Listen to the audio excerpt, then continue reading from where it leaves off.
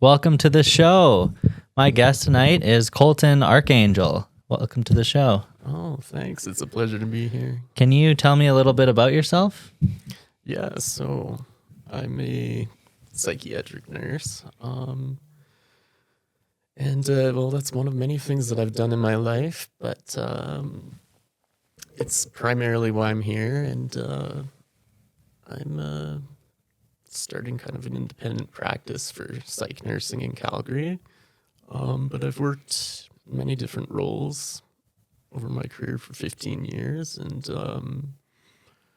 yeah, mental health is something I'm quite passionate about. So How did you get to this point? Like, what led you here initially?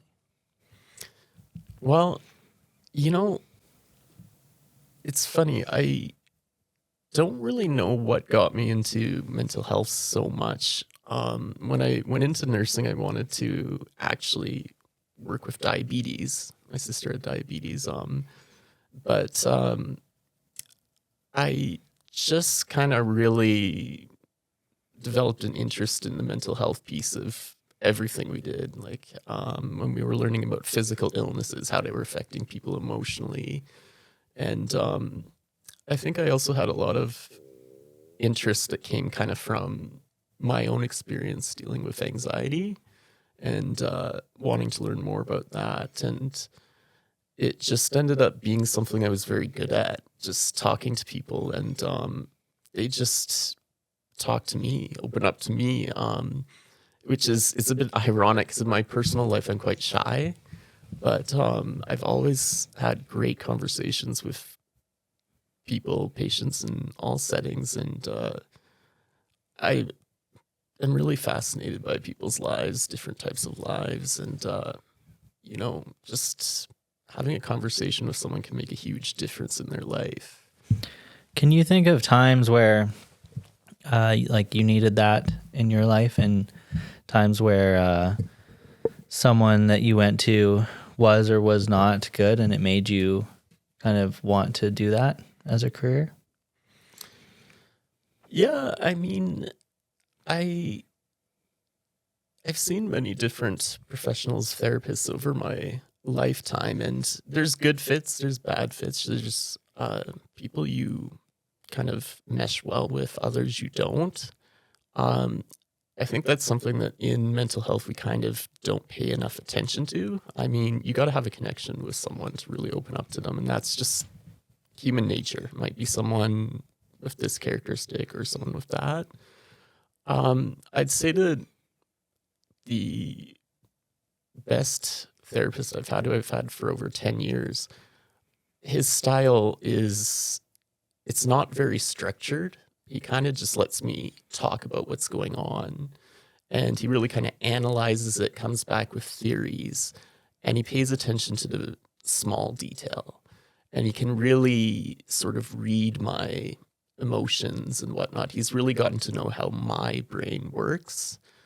I'd say that the least helpful that I've experienced is when maybe I've looked at a service like EFAP or whatnot and asked for counseling, and I get assigned to someone, and it's very structured, very cookie cutter, and that just doesn't work well for me with my thinking style. So I'm very passionate about people really having a good connection to open up with someone, and that looks different for everyone, really.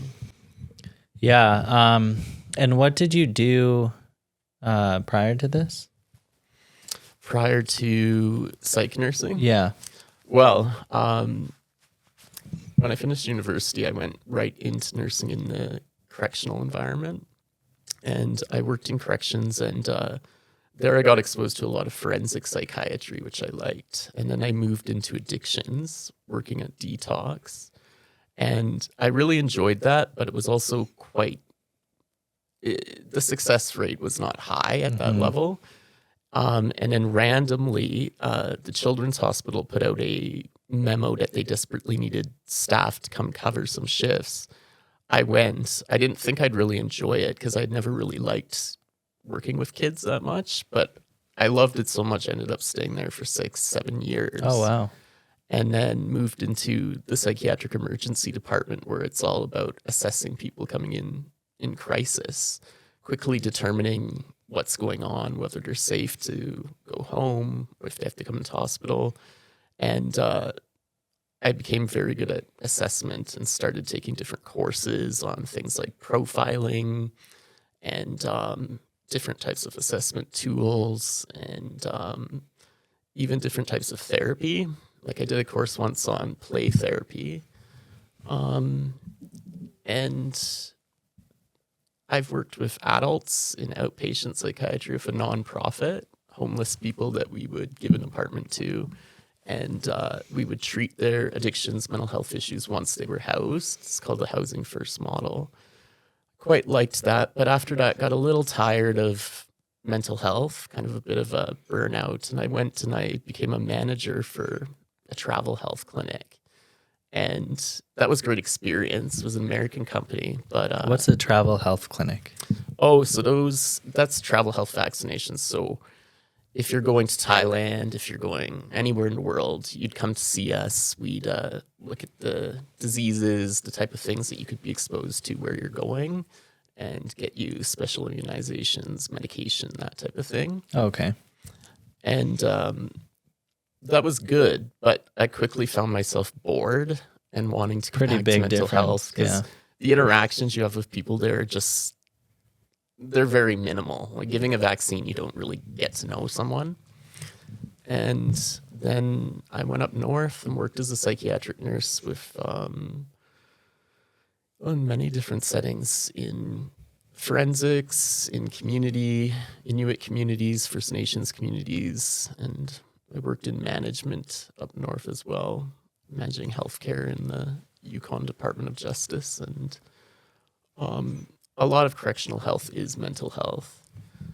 And then I think in 2022, it was 2022, I kind of just had a bit of a caregiver burnout. COVID, we weren't taking vacations, that type of thing. And I took a year, 18 months off, and I fulfilled kind of my childhood dream of working as a flight attendant, which was great. It was a lot of fun. And then that kind of recharged batteries, and I went back into mental health nursing just this past fall. That's a long list. I didn't know all that, actually. Yeah, that's a couple big differences in there, but overall, always working with people. Yeah, and, I really like that, which it's always interesting because when I contrast my personal life, just being shy, more reserved, liking to do things on my own, it just, I always find it curious that I really enjoy getting to know people. Yeah, and did you always have interest in owning a business or running a business? I didn't. In fact, that was never on my radar until probably 6 or 7 years ago. And that really came out of a lot of frustration of working in the public health system.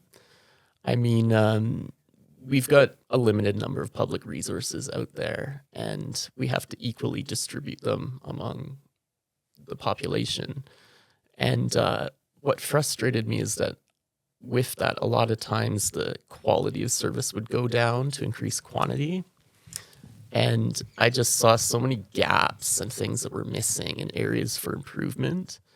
And after I worked in the private sector, because travel health clinics, that's all private. That's not something our health system covers. They don't pay for you to get vaccines to leave the country. Yeah. I saw kind of more the business model of healthcare, how efficient it can be, and also the opportunity to really provide kind of, we called it white glove service, where you just kind of put some of those customer service principles in and really try to meet the needs of people. It's about saying yes rather than saying no. And I've always wanted to take psych nursing and offer a service to people where the whole mission is to say yes, to provide them with the services that they can't get publicly or they can't get fast enough. Yeah, I was going to ask you actually the main differences between public and private health. Well, in Canada, there's certain things that under the Canada Health Act have to be public and can only be offered publicly. Mental health counseling, addiction treatment, home care, there's a lot of things that are kind of on the border where the public health system will provide a degree of service to you, but often it's a mix of public and private, and the private services tend to be more comprehensive. And a lot of people, their employer health benefit plans, whatnot, will pick up that cost. An easy way to think of it is kind of the difference between going to an emergency room or a doctor's office where it's all publicly funded, and then the dentist, where you're paying with your insurance or paying out of pocket. Okay.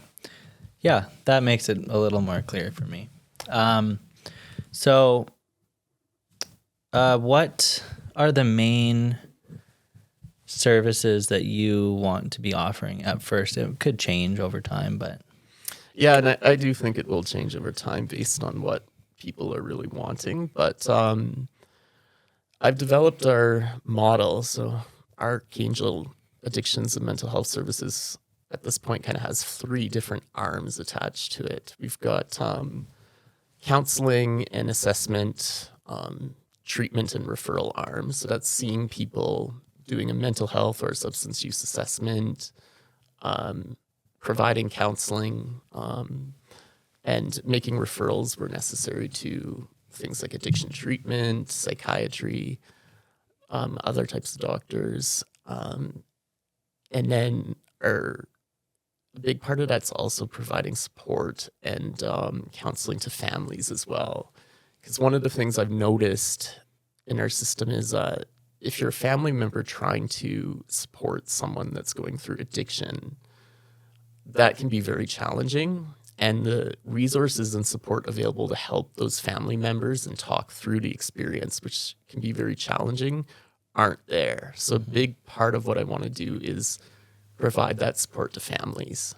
And I'd say the next arm we're looking at is in-home psychiatric nursing services, which I wouldn't be surprised if most people don't know what that is. That was one of my questions. I don't know what that is. I haven't heard of that, but probably a lot of people haven't heard of that. Well, it's not something we do much of in Canada. In the UK, they do quite a bit of it. But if you think about home care, the first things that generally come to mind are nurses' aides coming in to help elderly people, bathing, cooking, that type of thing, administering medication. Mental health home care, it's similar. It would be, for example, let's say you had a child that had schizophrenia, an adult child, and you were supporting them to live in their own apartment. Mental health home care could be arranging for a psychiatric nurse to come every week to check on them, make sure that their mental status is remaining stable, they're taking their medication, they've got food in the house, and making little goals to kind of improve socialization, getting out there, functioning. And also, when you develop that relationship over time, you really start to notice changes in behavior and signs of, we call decompensation, when the illness becomes unstable very early, and you can intervene early. And with that, you could also administer, a lot of people with schizophrenia, for example, they're on these things called depot injections.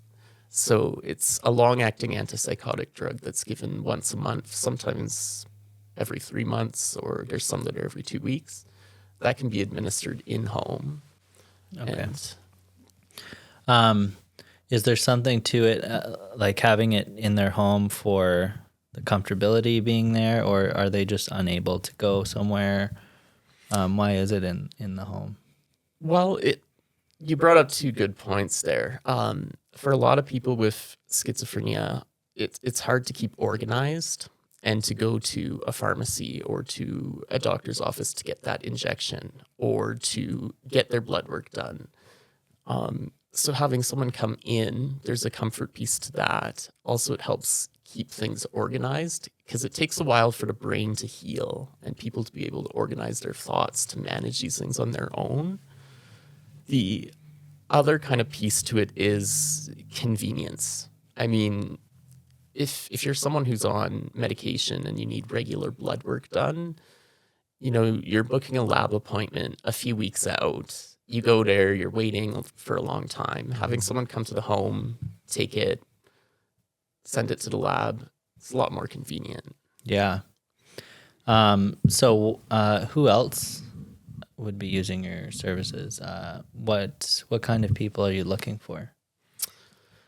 Well, we've got quite a broad range because we're going to be offering a lot of psychiatric nursing services that people don't really know exist. So one of the things that we're offering that's a bit unique is, for example, if you've got a high needs person in your family with, let's say, severe autism, whatnot, we're looking to offer in-home support for caregivers, kind of training them on the best ways to kind of manage and work with behavior, as well as doing things like even providing travel support. So there's people with a certain level of disability that require a medical attendant to travel with them on commercial airlines, commercial rail. And we're going to offer that service. We're going to make the arrangements, do all the paperwork, and even provide a nurse to attend so that these people can travel. And other services are just having those sometimes counseling sessions in home and just keeping a close eye on people. Really, we have quite a bit of latitude in what we can do. And so the mission to say yes is very well fulfilled here because everyone's different. Everyone's needs are different, every family. And because we're not restricted and it's privately funded, we're aiming to say yes to whatever that family or individual might need or find beneficial. What challenges have you faced so far, or do you kind of anticipate to face in the beginning? Well, it takes any new practice, whether you're a psychologist, social worker, therapist, going out on their own, it can take at least a year, sometimes more, depending how much work you put into it, to get kind of a stable client base and a stable income. It's like any other business. You got to start and you got to spend money to make money. So recruiting clients is one thing. The other thing is that as Canadians wanting to spend our own money on healthcare, Canadians often don't want to do that. Mm-hmm. So it's a select group and a select market that chooses to do that. And that's something that, we saw when I worked in travel health too. So it's a characteristic of Canadians. And, a lot of people, they are frustrated with the level of service they get from the public system and the amount of tax they pay. And so the idea of paying out of pocket for health services, they really have to see the benefit of what it is that they're getting that they wouldn't get publicly funded. And that takes time. And other challenges, it takes time to get all the regulatory approvals and privacy impact assessments and government bureaucratic processes complete. And we're in the process of recruiting a consulting psychiatrist, which is a fairly easy role for this type of business, but they're so busy. They're so swamped. There's just not enough psychiatrists out there that they've got the interest, but having the time is the challenge in recruitment right now. What about, you were talking to me before about trying to get people in the trades and construction industries Is that a challenge? Because I know sometimes there's kind of a weird stigma in blue collar jobs with mental health and Yeah, so that kind of brings me to the third arm of the company, which is workplace health, mental health promotion for trades and construction industry. So that started. It's an interesting specialty that I developed. Life just kind of takes interesting directions. Um, I when I worked as a flight attendant, what our airline did is primarily we flew people all across Canada to work camps. So we did private charter, and most of the people on those sites are trades workers coming in for 2, 3, 4 weeks at a time. Then we fly them back home, and they were often the same passengers week after week. And I got to know a lot of them, had a lot of good conversations in the galley with people. And they'd ask what I do, what I'm trained in. I'd tell them psychiatric nursing, and they'd open up to me about a lot of the different challenges they were facing. And at that time, the research I was aware of on people in the trades, construction, blue collar jobs, it's a lot of this idea that, well, men don't want to talk. And that's why this demographic is overrepresented for suicide, mental illness, addiction, overdose deaths. But what I learned from talking to people is that it's so much more than that. There's so many more challenges that they're facing. I mean, job uncertainty. You may have a very well paying job and contract for 6 months, a year. But when that job is complete, one man was telling me it can be up for him, it was up to 2 years until his next job. So you have to really make that money last. Also, with going away to a work camp, if you've got kids at home, a wife, that can be very taxing on the family relationship. And also the nature of injuries, getting injured in that job, having to deal with pain, and even the prospect that injury might take you out of your trade. It can be very devastating to people. And what I've found throughout the years is that people who work in mental health, psychiatry, nurses, we come from more of a white collar world. And there's definitely a gap in understanding what challenges people from a quote unquote blue collar world experience, and a lot of unfamiliarity with even what those jobs entail. And so it became an interest area of mine. And this past fall, I just made a cold call to the Infrastructure Health and Safety Association in Ontario, because I knew they had a national advisory group on the opioid crisis and addiction.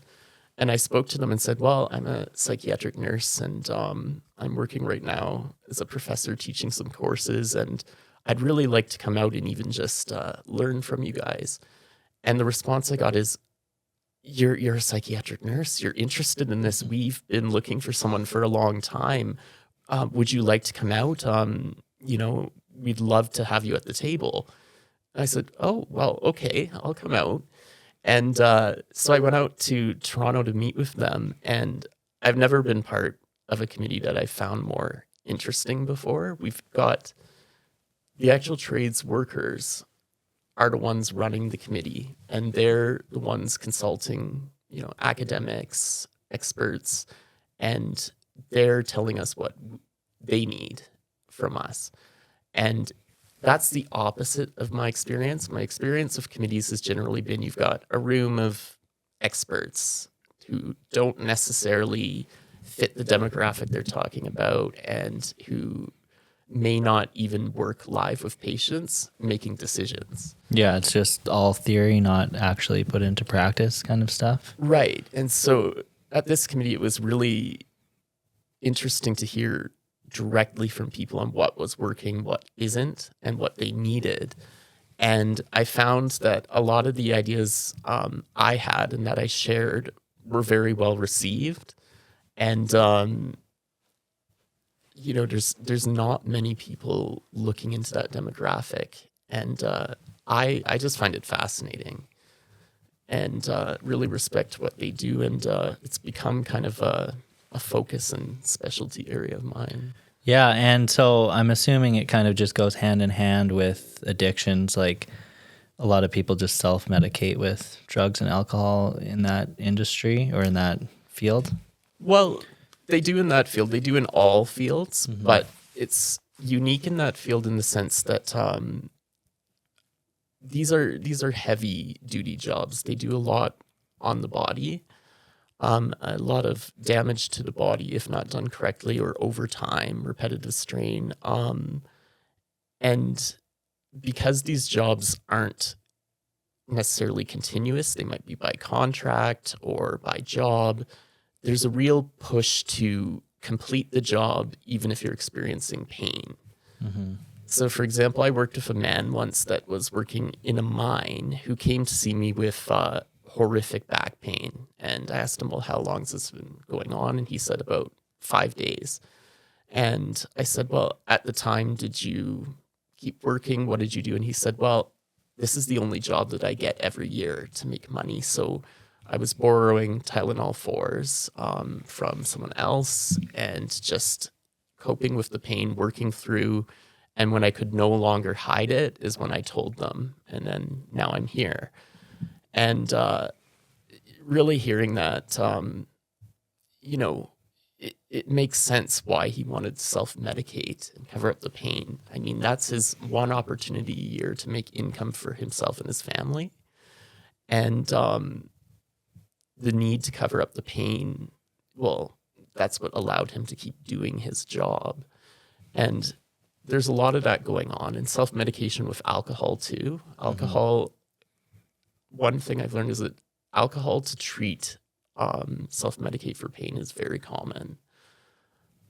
And so that's certainly an issue that's led to addiction there. And but there's systemic problems too. I mean, if you're injured and you're waitlisted for surgery, that can be months, that can be years. And I've talked to guys who became dependent and addicted on prescription opiates waiting for these surgeries. And a lot of them have an anger with the medical system for allowing that to occur. Yeah. Well, that's where you come in, I guess, and other private companies. But there has to be someone like they have the kind of public options that take a long time, and maybe people don't care as much. And yeah. Well, it's got to be a mix of both. But what we're really not seeing is, I don't think that the research is doing justice to this demographic. What I keep hearing and reading is, well, men don't really want to talk. There's more to it than that. And I really think that that's an area that the medical professions, the academic world has really neglected to pay enough attention to. Because if we did more studies listening to the people that work in these industries, we'd be better able to tailor care to them. And that's really what we're trying to do out in Ontario. And the work being done there is quite impressive. So it's kind of the approach needs to change, but the services are... The approach and the services need to change. One thing they're doing in Ontario, they've got a treatment center now that is specific for people who work in trades and construction and addresses the different challenges that led to substance use for them.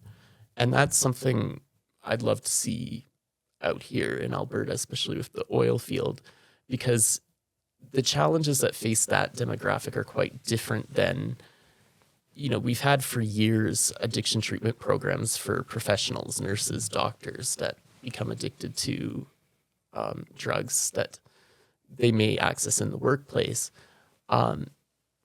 We haven't really had specialized programs for people in construction and the trades before.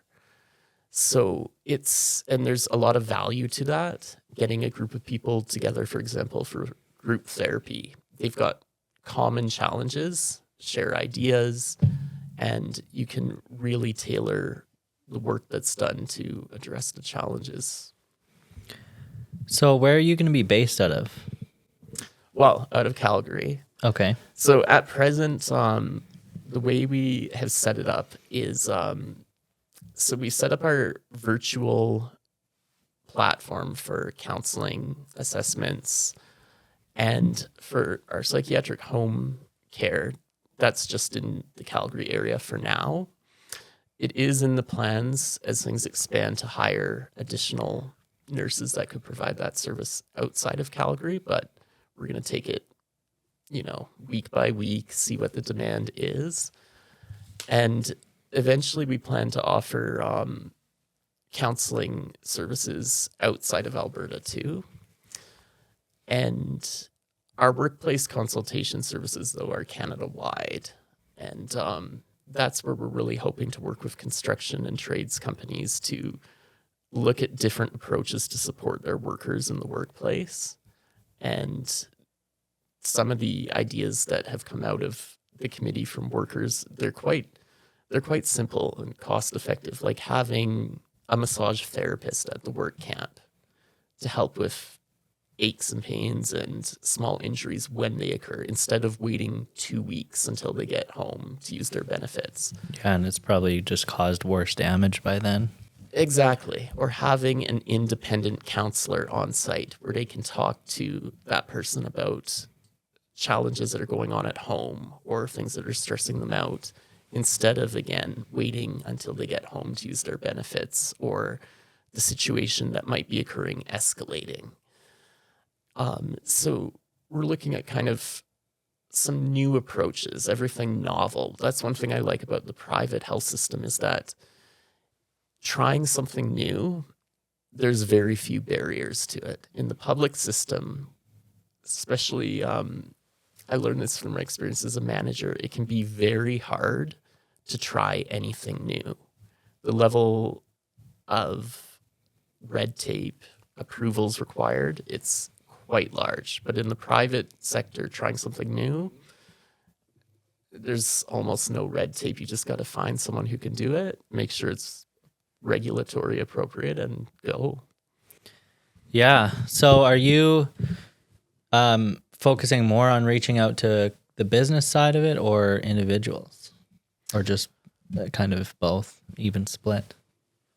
I would say it's an even split, but we're also playing it by ear. We're going to see what really is popular, what's in demand, and kind of tailor our approach based on what people want, what people aren't that interested in, and tailoring our growth that way. It's early days. A lot of these services are new. They haven't been made available before. So how long have you been in operation now? We just officially launched operations a week ago. We've been planning for about 3 months, and we still have quite a bit of work to do to get to the point we want to, but we're operating now. Yeah, it seems like a big undertaking, so I imagine it would take a while to get going. Yeah.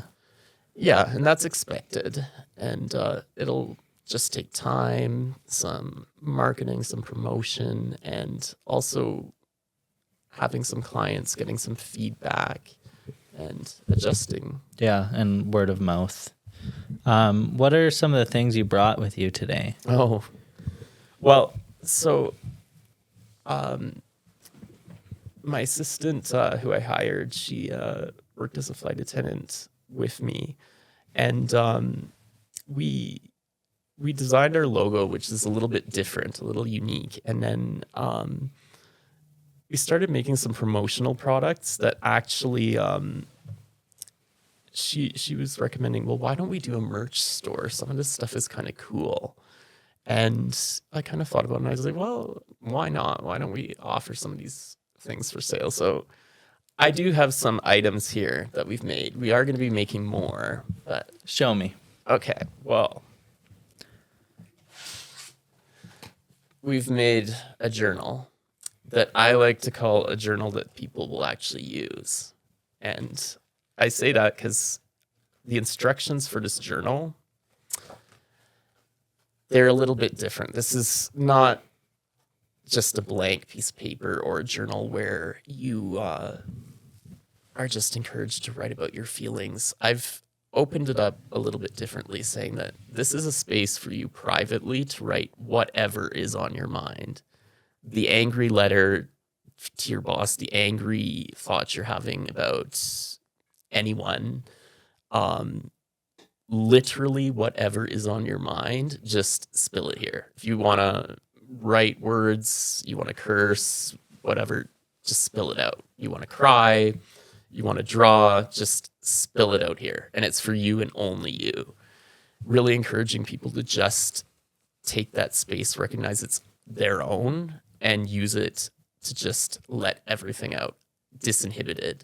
And journaling has often been presented in a way with kind of lavender colored journals and flowers, things like that. And with prompts to, share your feelings or diary your day.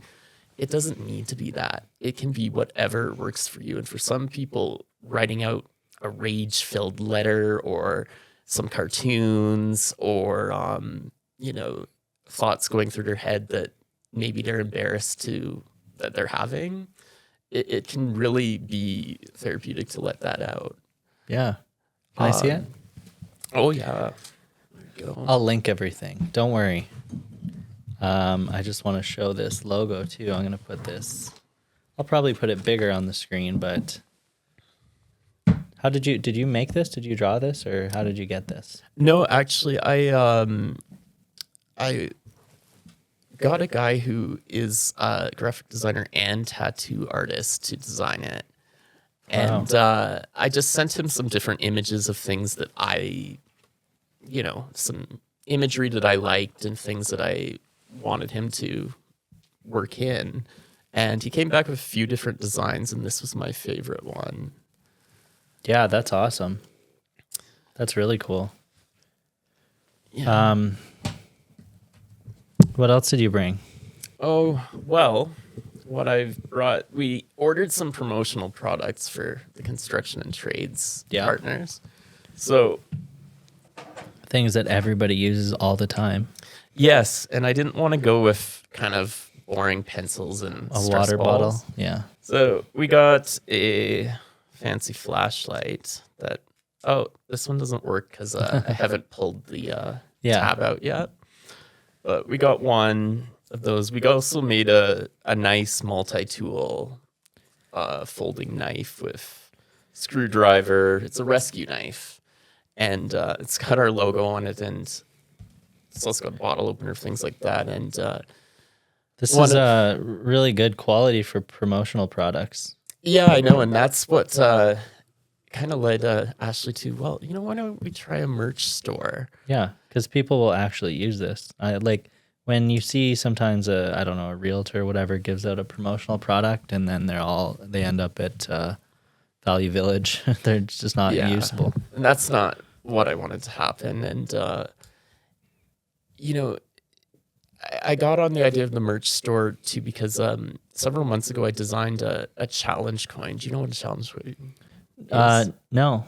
Okay, so challenge coins are quite popular they started in law enforcement and military, and they've kind of spread to first responders, healthcare, and they're different coins that represent different achievements or different places you've worked or served. Oh, okay. I actually have heard of that. Yeah. So go on though. Sorry. I created one for nurses that had worked in northern Canada in the territories where it can be quite challenging.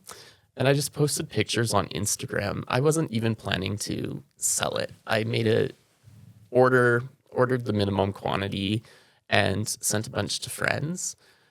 I had inquiries just pouring in, and I ended up sending the coin to 3 different countries, and it completely sold out. Wow. And so we're in the process of making another one for Arkhangel addictions and mental health, and perhaps some more over time, because people really do get excited about these coins, including myself. I've got a collection for all the different places I've worked, different projects that we've done working in. Do you have a favorite? Yeah, I'd say my favorite one is when I worked in Yukon Corrections. There was a fire in Nunavut at the jail there, and they had to evacuate inmates and place them elsewhere until repairs could be done. And we took on about half of those evacuated inmates in the Yukon, and we worked together, which can be a bit difficult because it's two different jurisdictions with very different courts, different rules. And at the end of that project, we designed a challenge coin that had the Yukon Corrections logo on one side and the Nunavut Corrections logo on the other one. And that was a fun project to work on. Everything about it, even the air transport of inmates between the territories. And yeah, I've never experienced anything close to that. yeah, it was a lot of fun. So that's probably my favorite in the collection. Yeah, that sounds really cool. Show me sometime. Absolutely. What's that, by the way? Oh, yes. I've seen it. You've seen this? Oh, Yeah, not in I'm an emergency surprised. situation, but Well, one of my everyone's been on a plane, I'm going to assume, but the safety demonstration on a plane, it's a demo oxygen mask.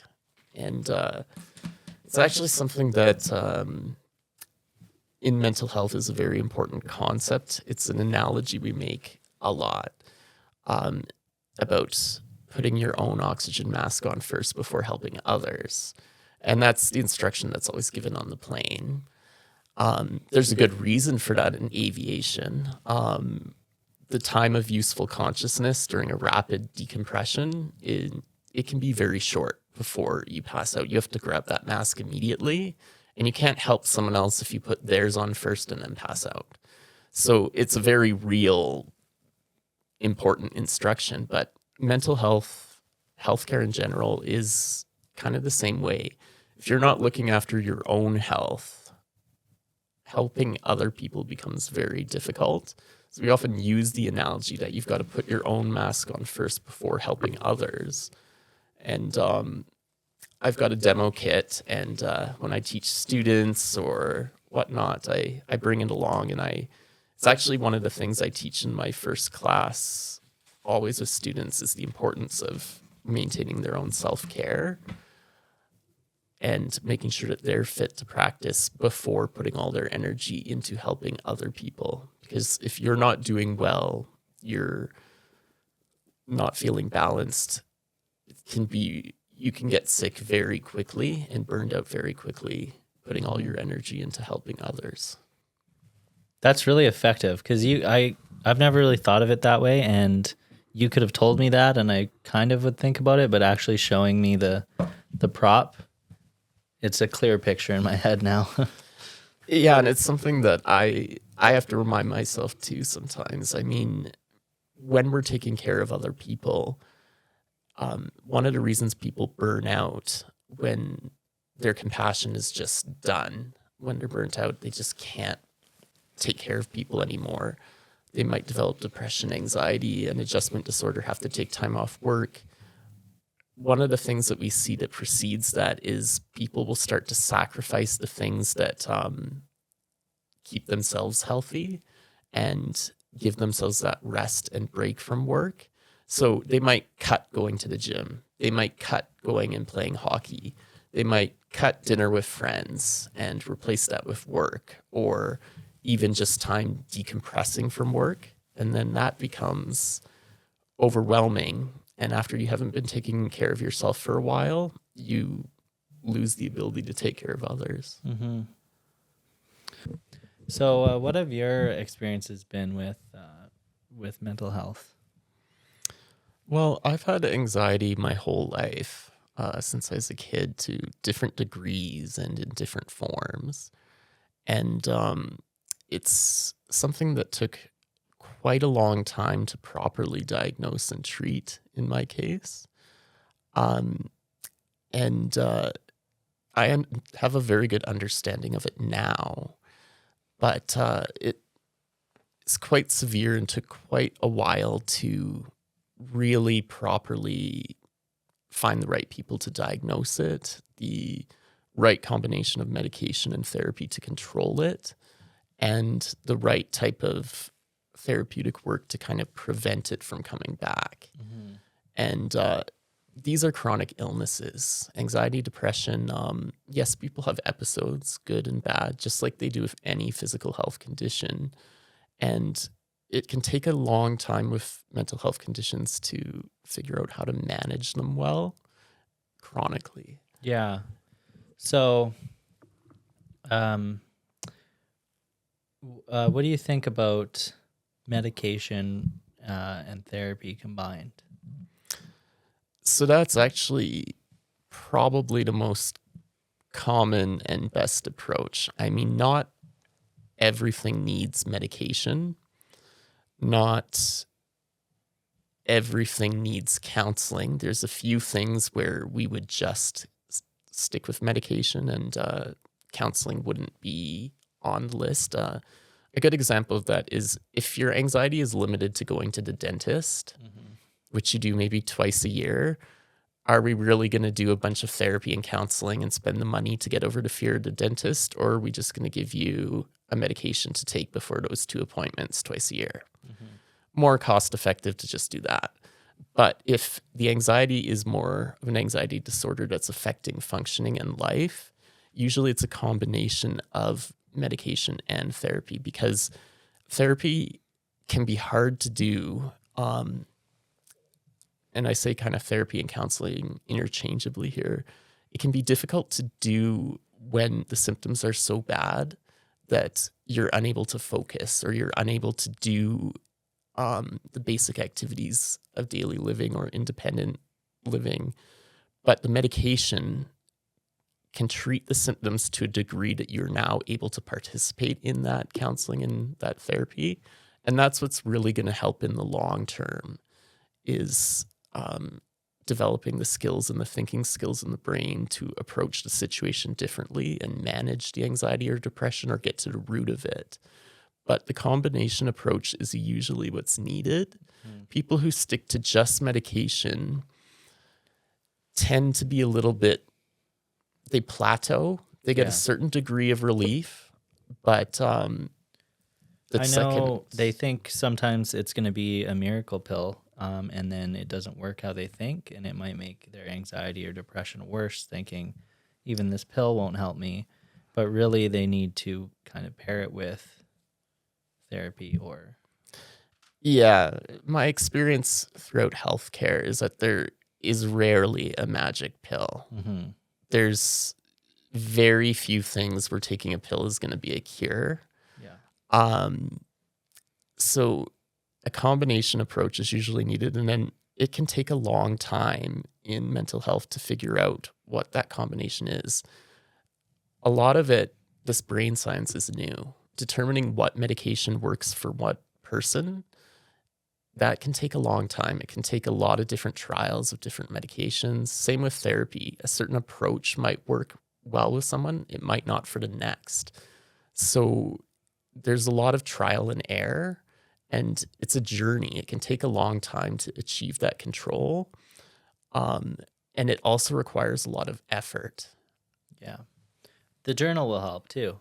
You can track what things are affecting you differently. Yeah, and that's something too that mental health, physical health, really what you put into it leads to better outcomes. If you're committed to weight loss, for example, and you really commit to changing your diet, meeting with a dietitian, exercising, you will see results. The same goes with mental health. If you commit to journaling, to counseling, to taking medication, trying a different one, reworking, you will eventually see the results that you want. It can be a very frustrating journey. Have you had times where you thought you kind of solved your problems to find out that it was just a temporary solution? Many times, yeah. When I look back on my past, I often fell into the trap of I'd hear about a new anxiety medication or antidepressant, and I'd go to my doctor and say, well, I want to try this. And when I got into nursing school, I'd even read the studies and go, oh, this is superior because of this reason or this reason. I'd go on it. My anxiety would get worse or only marginally better. And I was always looking for that next medication that could really fix things, or the right combination. It was a little bit later in my journey that I realized the importance of therapy, and doing that regularly and doing all the therapeutic work. And even later in my journey, integrating good physical health habits to get kind of the level of control I have today, which is the best it's ever been. But it took a while to get there, and a lot of different practitioners and a lot of different strategies. Okay, so let's say someone is trying to get a hold of you or trying to get involved with your services. How do they reach you? Oh, they can reach us on our website. We also have an Instagram page. On our website, we've got a convenient contact us form where you can fill it out, and it'll be reviewed within a day. And, just pick up the phone and give us a call as well, because it can be difficult to find out where to start or what you need. And, the first step's just reaching out and having that conversation. Okay, and then once they do reach out, what would the process look like to start up? Well, everyone's situation is different. If I'm recommending individual counseling, we might start there. Usually, I always start with kind of a full assessment, just get a good baseline picture of what's going on, and then kind of develop a plan of care. And that plan's constantly evolving and changing as we go. So really, it involves reaching out, just telling me a little bit about what's going on, and then we'll get started. We'll find the right path. Okay. And I'll throw your website, social medias, phone number right here on the screen. I don't know where. Somewhere where my hands are. Yeah. It'll be there. All right. So that's it. Thanks for coming on the show. Oh, my pleasure. It's been really good, really informative. Yeah. And I just take my headphones off out of nowhere.